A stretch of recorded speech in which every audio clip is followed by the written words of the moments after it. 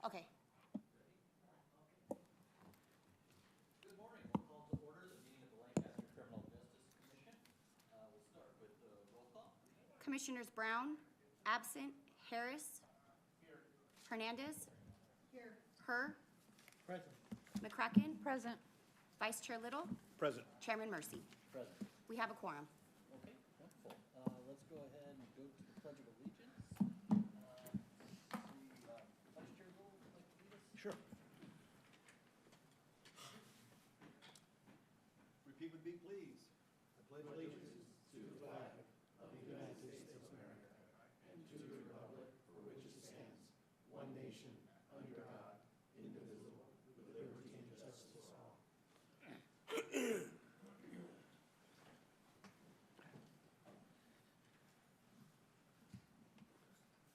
we have no presentation this morning. If there's no objection, we'll table the consent calendar consisting of the November and December minutes to February. Hearing no objection, so ordered. Commission staff presentations, updates, and reports. We'll start with LA County Sheriff's. Good morning, Deputy Groupie. Good morning. All right, Deputy Kit Groupie, Lancaster Sheriff Station Community Relations. I'm here to present the crime statistics for November of '25. We're going to start out the 5-year and 1-year comparison, and I'll give you the total incidents in 2025 with the changes in percentages and where we're at. So we'll start with criminal homicide in the city of Lancaster. Up to November of 2025 is 16 with 7 in the unincorporated area for a total of 23. Forcible rape is 85 total in the city of Lancaster, 10 in the unincorporated area for a total of 95. And to go back to criminal homicide, the county and the city is a drop at 14.81%. We'll go to forcible 1%. We'll go to forcible rape with the percentages. It's up 28.79% in the city. It's down 44.44% in the county with an increase of 13.10%. Robberies in the city of Lancaster is 256 in the city, 26 in the unincorporated area for a total of 282. That's an increase at 2.40% in the city and a drop at 7.14% in the unincorporated area. Aggravated assaults are at 818 in the city of Lancaster, 109 in the unincorporated area for a total of 927. That's a drop in the city at 8.71%, and a drop at 5.22% in the unincorporated area for an overall drop of 8.31%. Burglaries are at 470 in the city, 97 in the unincorporated area, for a total of 567. That's a decrease in the city of Lancaster at 20.20%. Unincorporated area is 16.38% for an overall drop of 19.57%. Larceny thefts are at 978 in the city, 128 in the unincorporated area, for a drop of 18.70% in the city. County is 7.25 decrease percent for an overall, moving over 5.5% decrease and 26% decrease in the county for a total overall average drop of 8.06%. Grand theft autos are at 995 in the city, 190 in the unincorporated area for a total of 1,185. The city has dropped 21.03% and 45.24% for an overall average of 26.26% on grand theft autos. Arsons are at 53 in the city, 13 in the unincorporated area for a total of 66, which is an increase in the city of 15.22% and a drop in the county at 45.83% for an overall drop of 5.71%. Part 1 crimes total was 3,671 in the city, 580 in the unincorporated area for a total of 4,251. In the city, that's an 11.80% decrease and then 29.53 in the county. So an overall average of Part 1 crimes has dropped this year at 14.72%. We'll move on to the arrests. Comparably, last year there was 402 arrests in November of 25. There's 336, or in 24. In 2025, there was 336. We're going to go to our Part 1 crime hotspot areas. As always, I would imagine that it's very consistent if we move over to the hotspot areas for calls for service. I'll move back to the Part 1 crimes. We'll move back to the calls for service. Right there in the middle of that screen is obviously where the calls for service are matching the actual Part 1 crime hotspot areas, opposed to the calls only. Observations, self-initiated observations, traffic stops, flag downs are very consistent with the Part 1 crime hotspot areas and calls for service. So the deputies are out, excuse me, productively doing police work in those hotspot areas. We'll move on to the City of Lancaster traffic data for November of 25. Total of fatal crashes was 4, injury crashes 83, non-injury crashes 85. There's 263 citations issued and 26 DUI arrests. And that concludes my crime stat presentation. Hey, Kit, question. And so am I understanding correctly that forcible rape and robbery are the only two that have an increase? Everyone else is, all the other crimes are down. Is that correct? Yes, sir. That's nice to see. Absolutely. Yeah, overall drop at the 14.72%.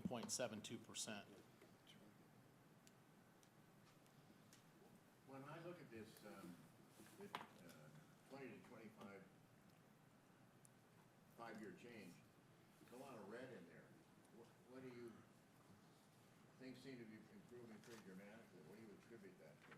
Well, I attribute that to, and we spoke of that at an earlier meeting, Captain Bartlett spoke of it, but I think working collaboratively with the Lancaster Police Department and utilizing the technologies that they have provided for us for solve rates and people knowing out there that they're probably going to get caught for the crimes they're doing. Essentially, with the new district attorney, I think people are being held accountable for their actions now, differently than past years. So with those things, coupled with our deputies working hard and working with the Lancaster Police Department, I think those are the positive attributes that have attributed to that. Very impressive. How do we rank with other cities in LA County as far as crime statistics go? You know, sir, I don't know. I could find out with my crime analyst. That'd be kind of interesting to see where we are as far as with the county as a whole, even the state, but the county as a whole, because we get flagged with a lot of comments about what it is out here, and I'd really like to know what's the real picture, and these numbers look good to me. Absolutely. I think to answer your question, Commissioner Harris, it would have to be comparable to city and size, population as well. So I don't think it would be safe to say to compare to small cities.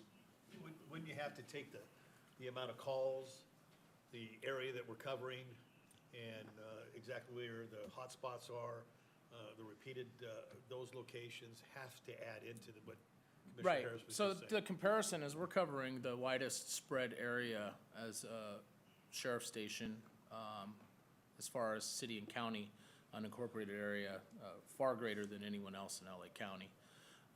That being said, by far, we're the busiest sheriff's station in Los Angeles County for calls for service. So I will, like I said, I'll find out with my crime analyst, but to compare with other cities, you would have to find the makeup of something very comparable to really consider those statistics. Understood. I have a question. Yes, ma'am. As you know, I also sit on the Antelope Valley High School Board, and I was looking at the Part 1 crime hotspot areas. And some of the density seems to be revolving around our local high schools. Just, you know, I can see East Side High School in my district here, Antelope Valley High School, and even Lancaster High School. I was just wondering, are any of those calls related to incidents with the students or from the schools? So if there are incidents at schools, it's going to be inputted into those statistics, whether it be just a mutual fight and a deputy takes a report. I can't tell you the specifics, and like I said, I can find out with my crime analyst, and we can pinpoint how much is really coming from school-related incidents. A lot of our hotspot areas too are shopping centers. Like if you see 10th West and K, like the Target area, they're centrally located. But there's no high school on 10th and K. Right, so I don't have a specific answer as far as crimes related to high school incidents, but by next meeting or after, I can get you that information. Yeah, So, just noticing that the densities is around our high schools. okay, I mean, and the shopping centers, of course, but there are no Right. shopping centers near the high schools. But, all right, thank you so much. right. I think on that map too, that orange glow isn't necessarily, can be surrounding areas there as well. So I don't know that it's specifically targeted at the high schools. But it is the surrounding areas of the high Right. schools. Okay. All right. Thank you. Any other questions?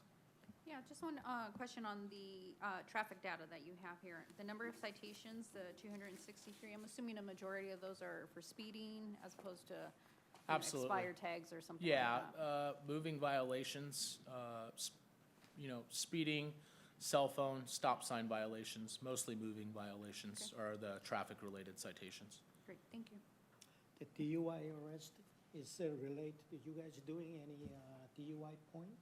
There has not been any DUI checkpoints. Wouldn't be traffic violations, they wouldn't be that type of incidents, correct? Right, the Part 1 crime hotspot in your question related to the schools are separate from the traffic. Got it, got The it, Part 1 crimes, I'm going to try and get you an answer before the end of the meeting, so. got it. Perfect. Thank you. All righty, any other questions? Great. Thank you Okay, very much. thank you for your time. Thank you. Thank you. Next up, we have the California Highway Patrol.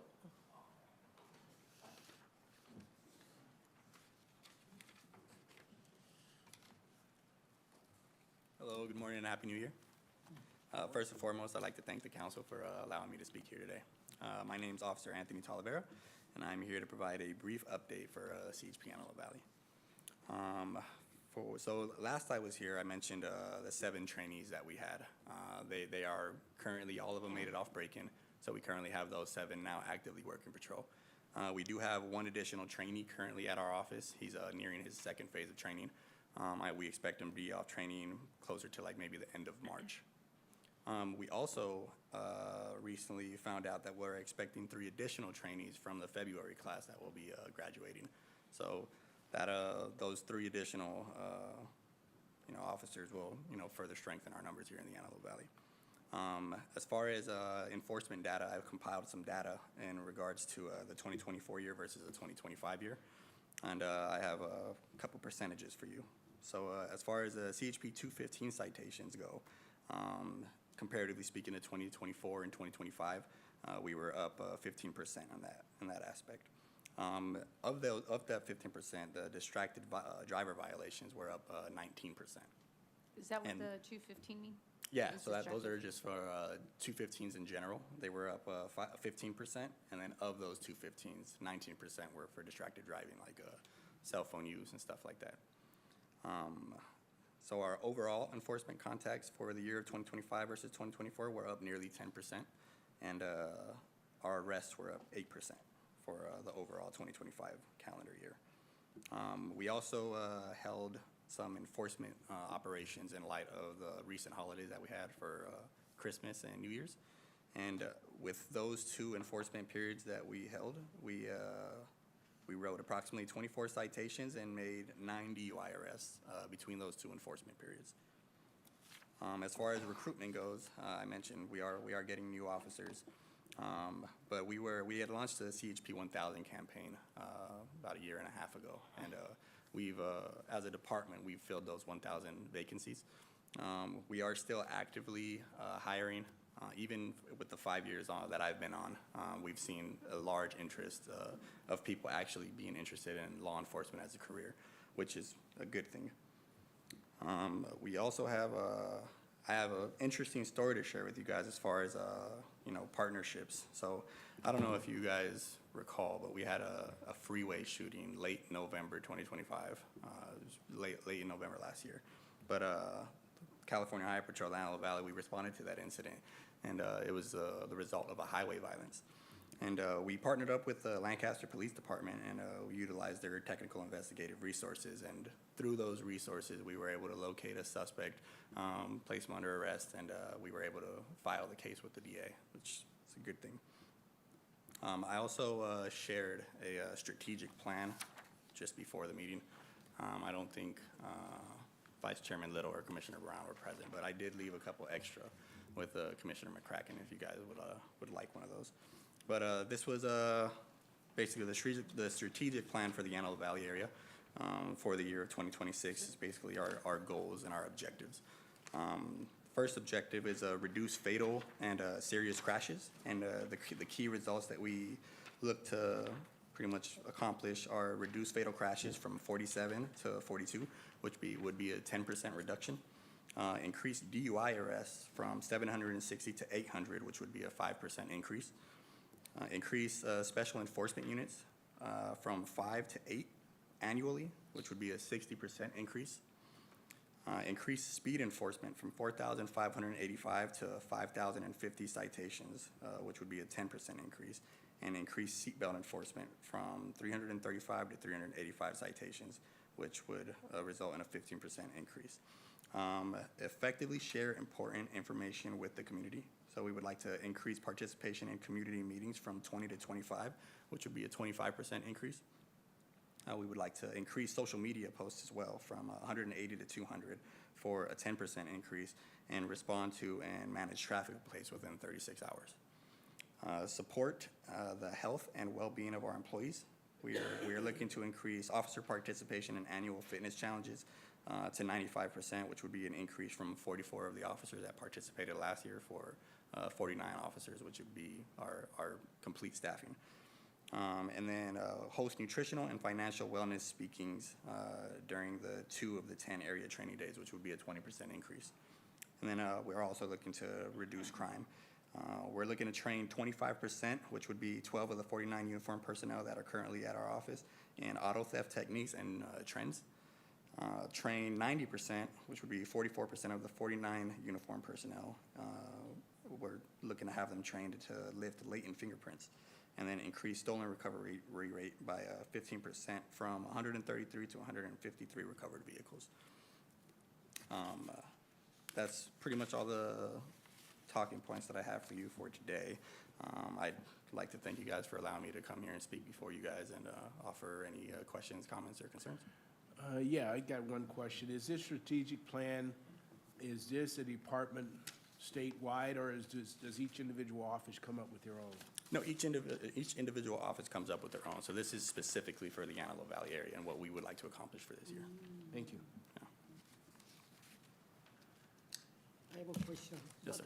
Excuse me, not related to your report. Mhm. And I think it's a month or a couple of months ago, and we talked about the speeding issues Yeah. on Avenue N, Okay. right? And the Avenue N, that street and that area actually, and there is no, speed limit sign posted on street. It's been that way for a Yeah. long time. But I noticed that only way I can tell is by the GPS system in my car. It shows what the speed limit is. Yeah. Where I driving. And Like I you're noticed that speaking to it's like the- Apple Maps and stuff when you're yeah, driving, it shows a little mhm, speed limit. yeah. It depends on time, and I'm driving that street 2 or 3 times a day. Yeah. But it's pretty interesting as the speed limit's changing and depend on time I'm driving. It's Really? 55 miles to 45, dropping to the 45 miles. Do you know So anything about that? where about Avenue N Avenue N, specifically? yeah. Yeah, but like which part? Is it a two-way, And two-lane no- roadway? Yeah, no sense, actually, east and west both. East and west? Between the 45th Street to 20th Street West. 20th Street West. So that's a two-lane, two-way roadway. So Right, by right. default, that speed limit should be 55 miles per hour. The fact that it's changing on like Apple Maps and stuff like that, I've never heard of anything like that. Yeah, But that'd be definitely be something to Because look I got into. a couple of different vehicles, but the Tesla, when I drive it, it changes. Oh, wow. Yes. Okay. Yeah, I never heard of that. But yeah, for a two-way, two-lane roadway, it's undivided highway. So the speed limit would be 55 miles per 55. hour. Yeah. Any other questions? Good. Great. Well, thank you guys very much. I really do appreciate your time. Appreciate you and all the officers out there. Thank you very much. Happy holidays. Okay, public safety update from Lancaster Police Department.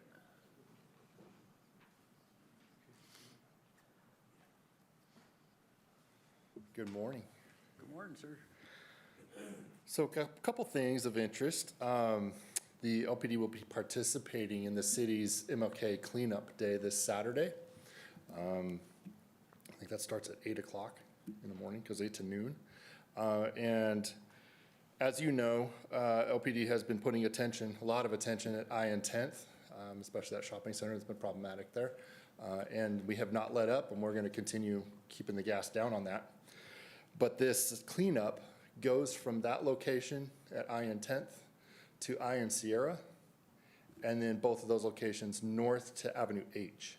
So we're going to be cleaning up that entire neighborhood there, just north of I and 10th, which I think is fantastic. There's expected to be approximately 1,000 volunteers from the city participating in this. This is hosted by City Council and Public Works and the Parks Department.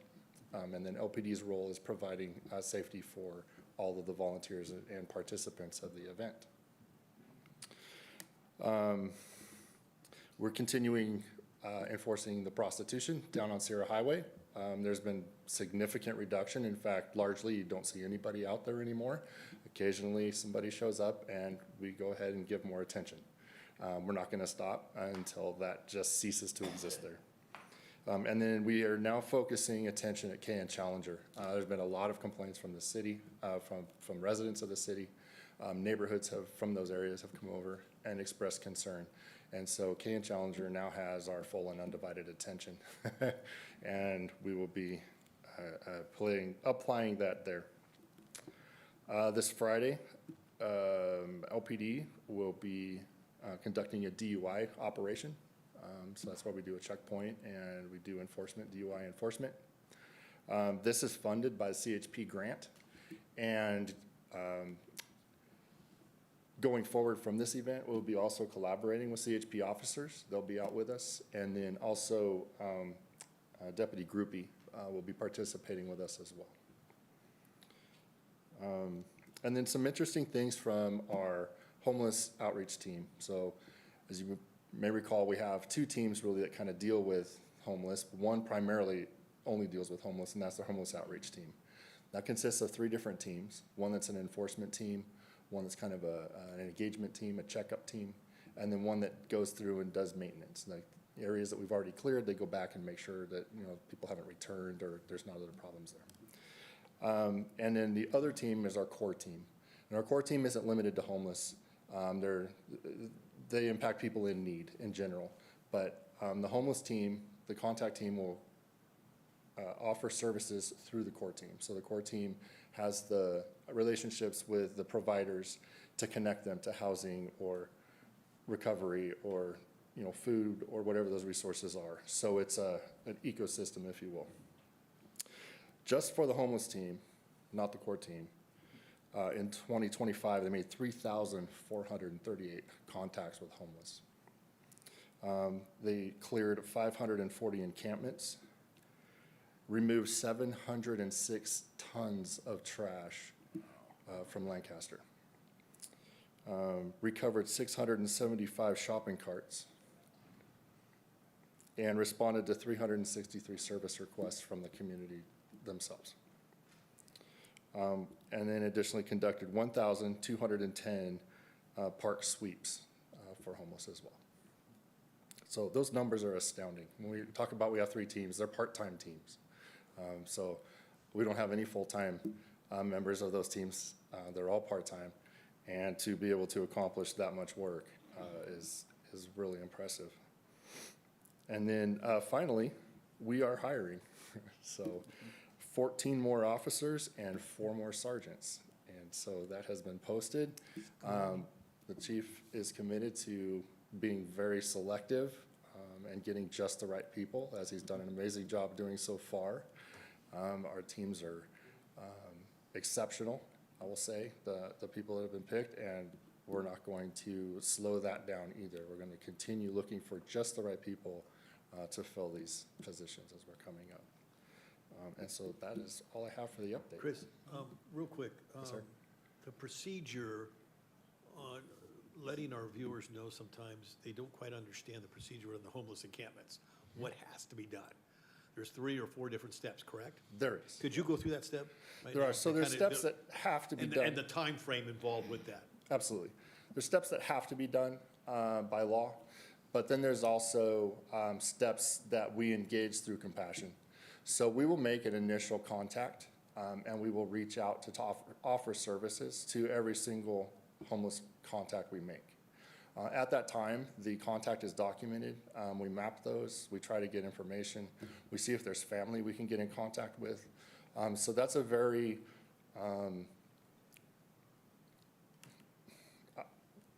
I'll say compassionate again. It's a very compassionate approach initially when we make those first contacts.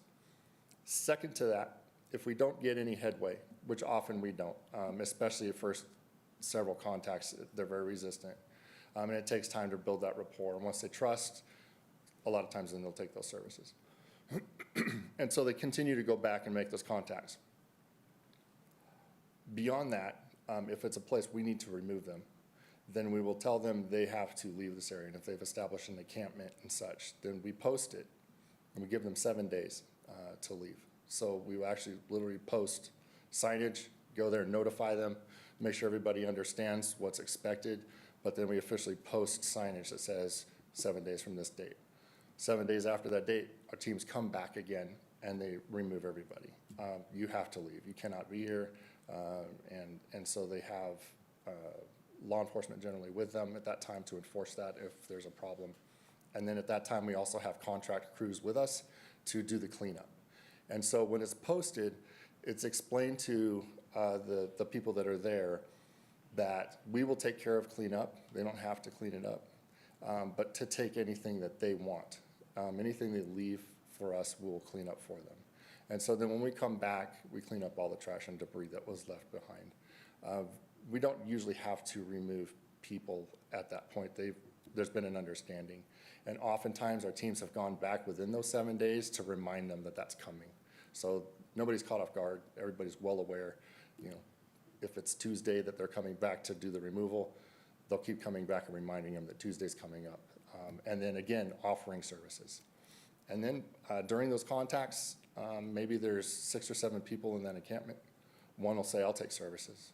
And they'll immediately contact the core team who will fast track services to that individual. Because we also find that when there's delays, they change their mind. So we want to get those quickly to them while they're willing to accept. I gotta tell you, I'm sorry, I gotta tell you, being on some of those cleanups and watching your crews, it's unbelievable what they do and how compassionate they are to the individuals. We appreciate that. Yeah, I mean, it really is. I mean, there's, even the ones that get belligerent to some of your people, the way they've handled it has been amazing. You know, and it's a commitment to what you guys are doing and everything else, and fully understand. What are the odds of them going across the street and then setting up camp again and having another 7 days? Is that happening quite a bit? Unfortunately. It can happen, but our teams are aware of that, and so they kind of follow them out of the area a little bit Yeah. to make sure that's not happening. We do have some places that they like to come back to, so after they get removed and they leave and we clean it up, then they kind of come back to those certain places. So that's where our maintenance teams are coming, and they're coming back through those hot spots. Your maintenance teams are unbelievable. Thank you. It is unbelievable. Thank you. Great job. That is for the personal belongs, but what about the shopping cart? I was shocked, and you gave me the number, over That's a lot. 760 shopping carts to recover. Yep. Where that thing come from? 675. Yeah. So where do they go? Is that what you're I mean, asking? where they come from, I mean, we don't They know steal where they them. come from, but the way they go, you know? Yeah, so they steal the shopping carts, and then when we take those back, we get them back to the store that they belong to. Oh. so I Unless thought- they're, beyond repair, and I then. know we'll- it used to be, I see there are a lot of, I don't know, they're the contractor or Mm-hmm. it's a personal business, they make money off of it. They pick up the shopping cart from the street, they deliver to the, where they belong. Mm-hmm. Any shop, the Costco or the other supermarkets, Yeah, I'll say that the shopping carts are probably, the response with the shopping carts is more, I'll say a newer service of the team. It's something we started about 6 months ago, so these numbers don't even reflect really a full year of that intense trying to grab those. But, so next year there'll probably be quite a bit more. But we felt, one of the guys on our team, and this goes to, picking those right people, he was from Northern California, and he had experience with dealing with homeless there, and one of the effective methods they had was recovering the shopping carts. They are stolen property, they belong to the stores, they're unsightly, and so we started, we did start taking those and returning them. So it's been obviously a very successful idea. How are we bridging the gap between the city and county when it comes to homeless encampments? Have we got a better response from the county? We have a good working relationship with the county. I don't recall what the name of their team is. Host? Yeah, host team. And our guys and the host team guys, they have each other's contact info, so they regularly communicate. There are times where, right on those border edges, they'll work together, because we know that just pushing them to their Right. side of the street versus pushing to our side of the street, that's gonna be an ongoing problem. So we'll actually work with the host team on those. So we have a very good relationship with them. No, I know that they've worked very closely on that. And thanks to Kit on a lot of times of calling Kit on back in the day, being across the street, and we're not supposed to cross the street, but yet his team and people Yeah. took care of that situation, so I Yeah. understand. And I have to say, the collaboration with LPD and the Sheriff's Department is what works. As Kit mentioned during the stats, that's a success model. It works in everything. It works in this area too. I have a quick question. You had mentioned you're going to be concentrating on the K and Challenger area. Yes. What are the concerns that are starting to pop up in that area? So I can share complaints that we've heard. Complaints are that there's, drug sales, people being harassed, people hanging out, which intimidates people, things like that. More towards the homes or the businesses or both? The businesses. The businesses. And I can kind of speak on that, Nicole. I was going to thank you for doing that, because about a month ago, we took our grandkids to the Tokyo Steakhouse there, and I almost didn't go in the restaurant because of what was hanging around the liquor store and what's hanging in the parking lot. So I'm really happy to hear that, because it was just, you didn't feel safe. Yeah.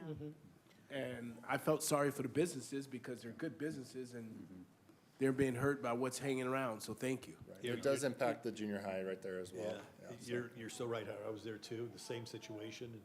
And I know what the police department's doing with the centers in that area and the constant contact. I know it's been an issue.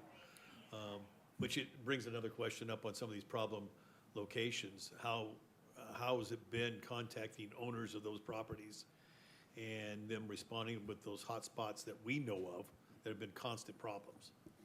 So, interestingly, when we first started targeting these, it was a one-man show. It's us coming out and doing it. As we've done this, it's generated participation and engagement. And so we have the property owners now working with us, willingly working with us, not us having to convince them. And in fact now, that and neighborhoods. So neighborhood communities are also, we go in and we're working with those neighborhood communities. And in that particular area, we've had our first neighborhood community come knock on our door and ask us to come. And so seeing that engagement from the community where they're inviting law enforcement to come is very new for us. I haven't experienced that before. And it just shows that this is working and that people are excited about the result and the help.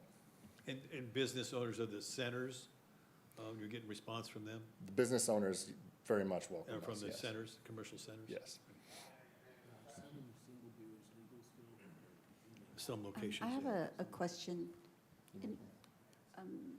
In regards to the 3,000, I think you said 3,448 contacts, Yes. are those individual contacts with homeless people or repetitive contacts with the Many same of those person? will be more than one, Got it. more than one time that they've been contacted. Like I said, it takes several times to build a rapport. And almost always the first time we offer services, they'll say, no, I'm not interested. But then as they learn that we really are here to help, they start trusting our people, they'll listen to what those resources are, and then maybe next time or the time after, they'll actually take it because they've had some time to chew on that for a little bit. I'm gonna invite the chief up because he has some stuff to. Hey, Chris, real quick, on going back to Challenger and, excuse me, and K, is part of your implementation to have the liquor stores not allowed to be sell singles, or is that something you can enforce? How does that So work? part of our strategy is to enforce current municipal code and current laws. There's And a current municipal code right there for singles. I don't believe you can sell singles. can you? Well, we use ABC for when they're selling singles. In fact, Kit used to do a lot of that, and now we're doing it. So we do have a partnership with ABC. They've been out, and we're going out more with them to address those issues. And while we're on the topic of that location, that owner in particular, who you all know, and I just won't put his name out, he has been extremely helpful with that. And I think it's because he absolutely realizes that there's a problem there. There's been violence there. I think it might have been a year and a half ago, because we asked him to put cameras up, and he put them up maybe a year and a half ago, and we actually caught a shooting where a car came in, and only by the grace of God, a 4-year-old who was in the back of a parked car did not get hit, but it's a pretty horrific look at these guys exchanging gunfire. And those guys who hang out there, we absolutely believe are responsible for a lot of the violence going on around the city. So we have implemented a plan. We are hitting it hard with our brothers and sisters from the Sheriff's Department and giving it attention. If you ride by there now, you'll see that one of the things our guys came up with is they went one day and they saw black circles because these knuckleheads were doing donuts right in the parking lot. So we got with the city and we put some of those big water, what do you call those big things? Big water-filled barricades I saw up. that. We took a big portion of the parking lot away, so they're all mad about that. And in talking with the owner, he is now giving us a location, and we're gonna put a substation in there. And he's all in on this. He's paying for everything. He's even offered to put bulletproof windows up in the substation for us. So Now, is the corner building still vacant? yes, it is. And I heard he has a plan to turn that into a gas station or Correct. something like that. Correct. Yeah, Yeah. that's his initial, or that's it. His plan is to Yeah. put gasoline there since he's in the, no, there's plenty of room. Yeah. I'm sorry, I have a quick question, though. Forgive me, I'm not familiar with the term. What do you mean selling singles? Well, my question was, What does that to mean? follow up with that, Single that's a good point, to follow up. The ones that have originally been put in with the beer and wine licensing, they could sell singles. Are they grandfathered in until something happens, or or are they still allowed? Or has the ordinance taken place and said, no, we're gonna rewrite this whole thing and no convenience store, liquor store can sell singles? I think the ones that have already been in place are the ones they can still operate that way. Yeah, they're grandfathered in, if I So recall. the singles, Nick, would be the single beers. You Okay. can't buy, Okay. or malt liquor, or malt Yeah, liquor, yeah, yeah. 32 Okay. ounces. I have no clue what you were, Yeah. okay, thank you. Yeah, beer can or bottle size Right. is started with the 12 ounce. Yeah, and then okay? the little And the The little grandfather small in. ones too, Yeah, that weren't around. grandfather in means, we used to a long time ago, they can sell single cans or single bottles, they Right. could. And it has been changed, but the manufacturer, which is a beer company, got bigger, trying to get away from it. They increased the size. Yeah. Now they made it 24 ounce, which a long time ago, in your days in school, they never had it, right? Right. You know? And now they have a 32 ounce size. You say we're old? Back in our days? Yeah, and. No, Your age, dude. you know, what I'm thinking is that a lot of these existing establishments sell singles. Any new location going in cannot do Cannot. the singles, cannot do the malt liquors, cannot do the little wines and this So and the this. grandfathers you can't touch? The grandfathers, unless there's a violation, I'm Yeah. assuming, from ABC, right, Chief? Yeah, Or yeah, Chris, there'd have to be yeah. a violation for us Yeah. to take it away. Yeah, they could take it So, away, an infraction of some type. Or they do some type of violation, and we get them here in front of, I believe it's the Planning Commission, because we've seen them make changes. Correct. So Yeah, I we'll see, would but say primarily ABC. Yeah, I would say something, you guys can look into it, and even as a grandfather in, you gotta know that all the homeless people, and there's a troublemakers, they hang out area, liquor store, and who sells a single bottles and cans, you know? Because they can get it with a, smaller amount of money, they can panhandling, and they can get beer. I think that's one of the reasons why when you see the new establishments coming in, the convenience stores, mini markets, whatever they may be, under the guidelines set forth, is there are no malt liquors, there are no singles, there are no this and that. It's, it's usually a major brand, and those that have been susceptible to a lower price and easy access, Yeah. and are removed from Yeah, the so shelves. we talked about it a long time ago, even somebody, even not, they're not a homeless people or anybody, but Yeah. few people, they buy the single can beer. Yeah. And they get in the car, but their single can beer, they purchased it from there, it's not gonna make it to their house. Yeah. They're gonna open it in the car, Yeah. and so So, it's related to the Yeah. public safety. So- Yeah, I had a couple more things. One, there's also single cigarettes. We enforce that as well. Some of these locations will try to get away with that. So, but I also wanted to add, in regards to these owners, these property owners that do not care or do not work towards keeping their property safe.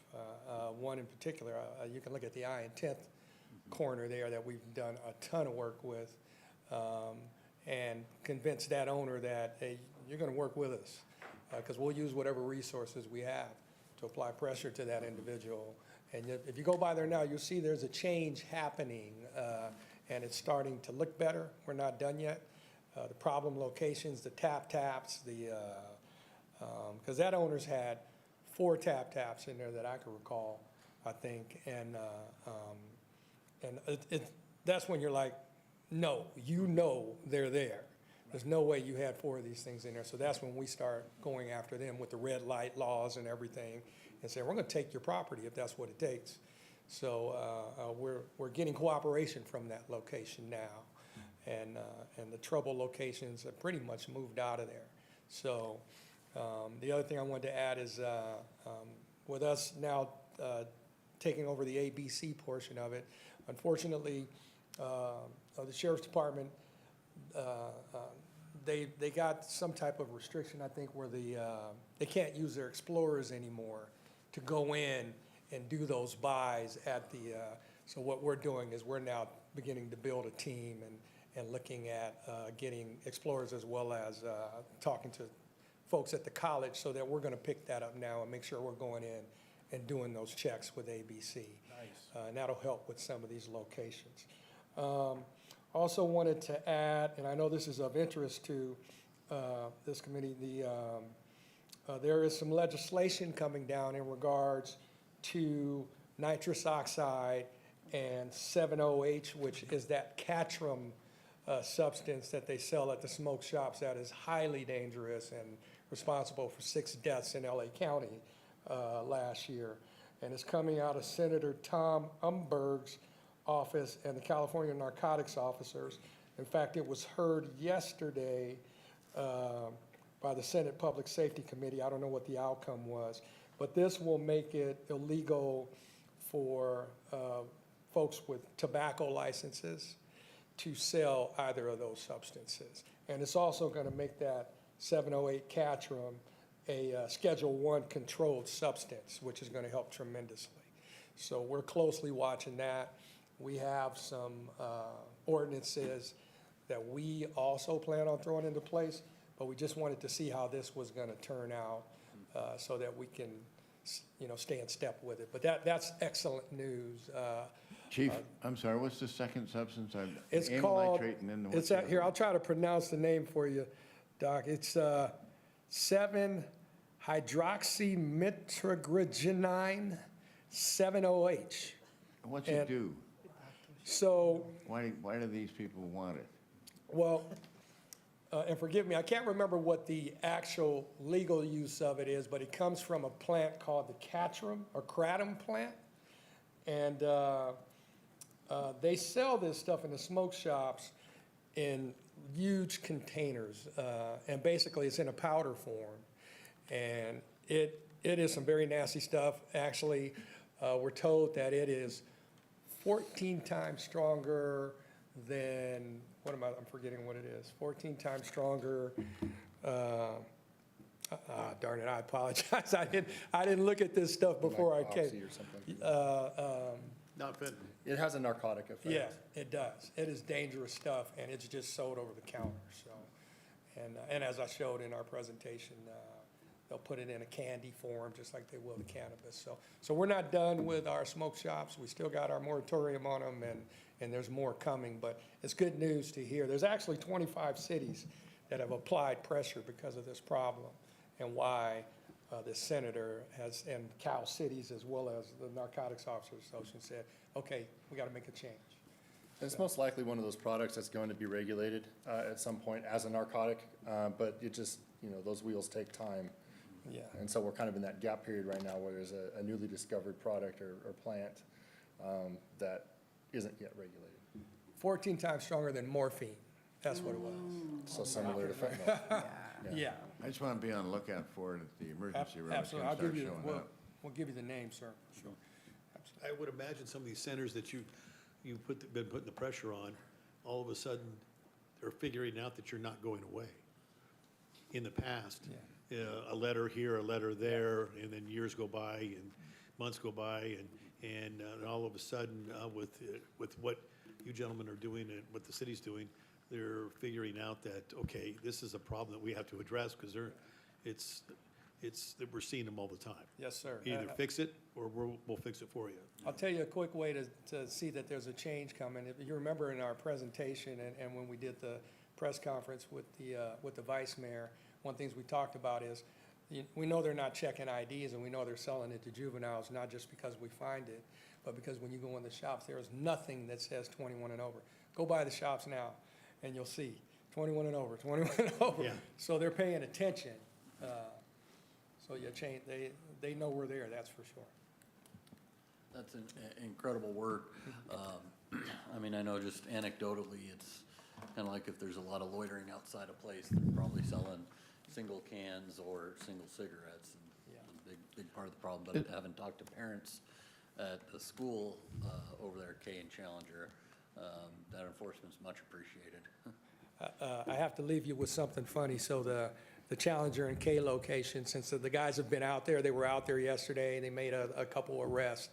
And there's a nail shop in there, and the owner came out and said that officers get free pedicures anytime they want. So, I got one more quick question. Yes, sir. About the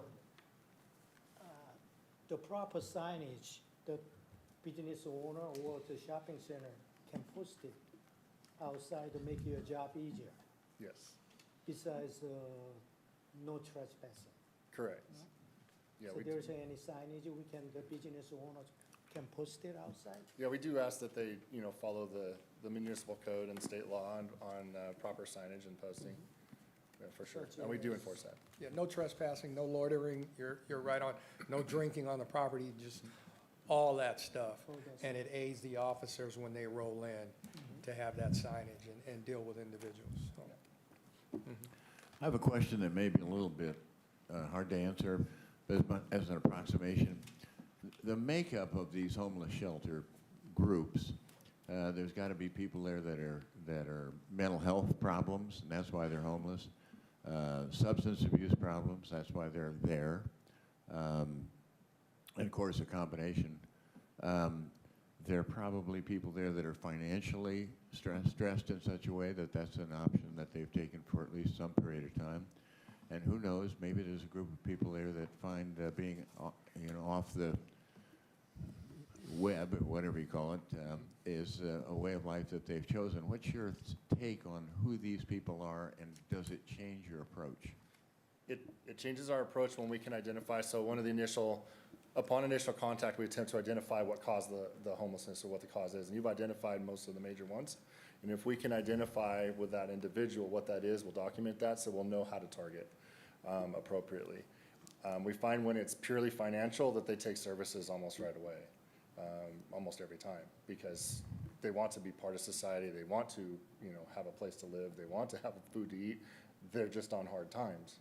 Those are easy for us to solve because we have those resources and they'll take those. There are a whole mix of all the others. Mental health seems to be really prevalent in addition to other issues, whether that's substance abuse or alcohol abuse or, anything like that. And then there is a large contingent of those who, like you said, want to unplug from society. They just don't want to participate. And I have met personally people in that situation where they've had a catastrophic life incident and they just said, I'm just not interested anymore. And so for those are hard to reach because they want no part of our society. And so, we just keep trying. We keep looking for those ways, and we bring out people that can connect with them and engage them and maybe relate to them. Our faith groups engage as well, looking for, maybe another way for that to reach that person. So. Is that a big group or a small group?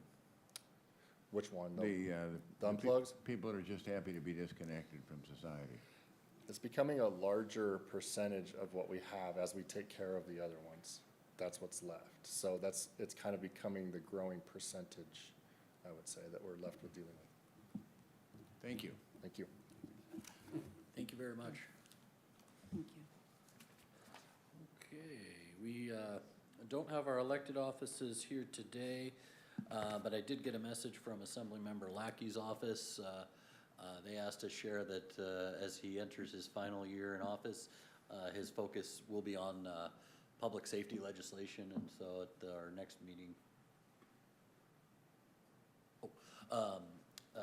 next meeting, they'll be here to talk what those bills are going to be looking like. Oh, and Deputy Groupie, I think you had some research done. Real quick, doing the best I can in the short time that I had to try and get it, and I can probably get more detailed, but coming back up here, just try and answer Commissioner Hernandez's question the best in relation to Part 1 crimes and how much involvement in the school.